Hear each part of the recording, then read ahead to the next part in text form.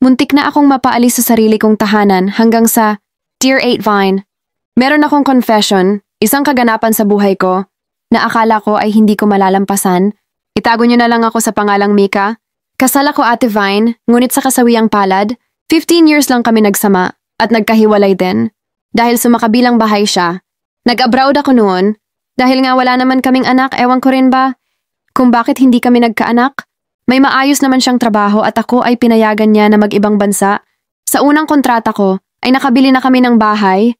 Halos hati rin kami sa pagbili ng bahay namin at inilagay niya under my name dahil cow daw ang prinsesa niya.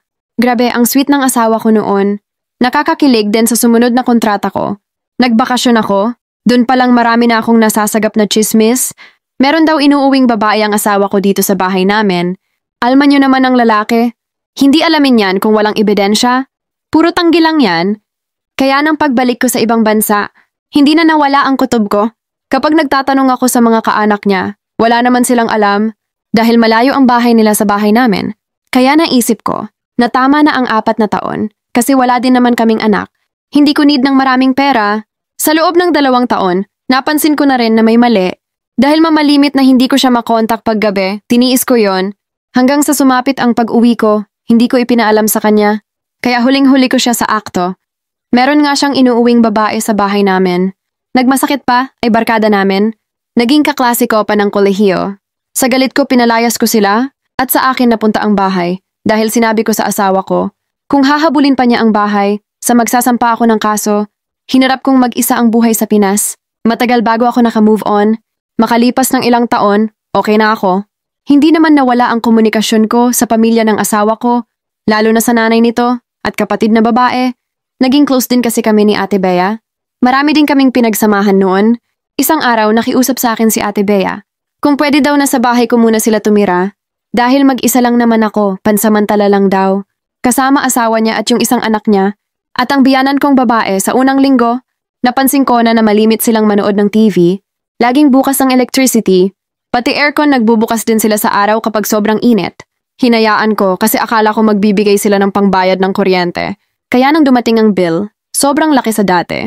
Inabot lang ni Ate Bea ang bill, tapos binayaran ko.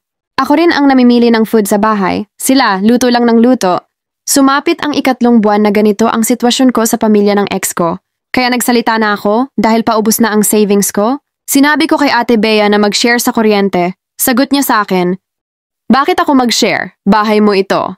Kaya dapat ikaw ang magbayad ng mga bills. Sinabi ko rin na mag-share para sa food kasi halos sila lang naman ang laging kumakain sa bahay. Ako lagi akong nasa work, gabi lang ako nakain sa bahay. Sagot niya sa akin, ikaw na bahala sa food.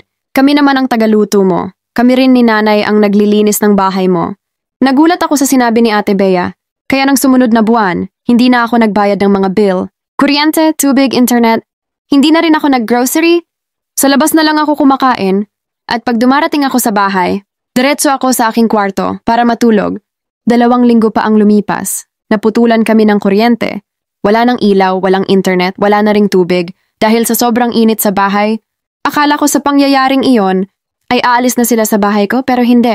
Nakikiigib pa sila sa kapitbahay. Nagtitiis sila kahit walang ilaw, kahit sobrang init. Ako, umalis muna ako. Tumira muna ako sa isa kong kaibigan. Malapit sa work ko, nakikibalita ako sa aking matalik na kaibigan na kapitbahay. Tumawag ako, tinanong ko kung may tao pa sa bahay. Sabi ng aking kapitbahay meron, hindi naman daw umaalis at sa kanya nakikiigib ng tubig. Nag-aalala ako dahil 1 buwan na. Hindi pa sila umaalis sa sarili kong bahay. Naghintay pa ako at nagtimpe. Mga 1 buwan pa ulit, tumawag sa akin si kapitbahay. Wala na raw tao sa bahay ko. Umalis na raw, sabi sa kanya. Nakakita na raw sila ng lilipatan na bahay. Isipin niyo yon, kaya naman pala nilang umupa ng bahay. Pero ang mag-ambag sa mga bills at pagkain sa bahay na halos sila ang nakikinabang. Ayaw nila magbigay? Kaya nang makabalik na ako, saka ako nagbayad ng mga bills ko. May time pa raw na dumadaan at tumitigil si Ate Bea at asawa niya sa tapat ng bahay ko. Tinitignan kong may ilaw na at sabi pa sa aming kapitbahay. Gusto daw ulit nilang lumipat sa bahay ko. Makapal din talaga, ano akala nila?